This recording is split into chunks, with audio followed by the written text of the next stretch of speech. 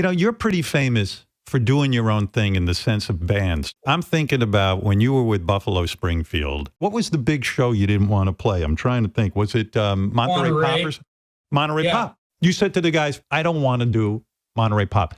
That takes some balls to tell a bunch of guys who are musicians all trying to get their music out there. To tell you the truth, I never even really thought much about anything other than the people that we were writing our songs for and the crowds that we played for live when they would come to see Buffalo Springfield. Not 100 bands, Buffalo Springfield. We had our own thing. So I'm saying we don't need to dilute it with all of that and become part of that whole thing. I just thought that it would be good if we stayed focused on our message and what our songs were about and sang our songs directly to our fans who loved us because of what we did. So I guess maybe I was so focused on that.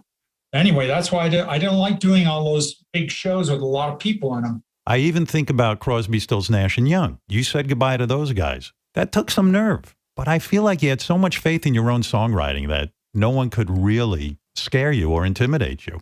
Do I have that right? That's where I wanted to go, Howard. I wanted to do this thing that was focused on what the songs were about and the look on the people's faces, the people who came to see us, and how we connected with them. To me, that was the holy grail. That was it. That's all that mattered to me.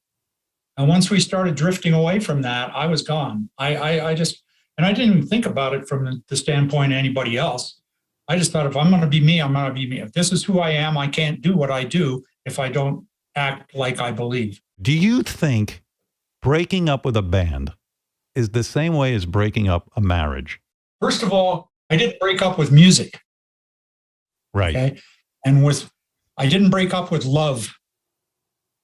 Those are the two things that you would break up with if you were dissolving a family or if you're quitting a band. So I go back to the source.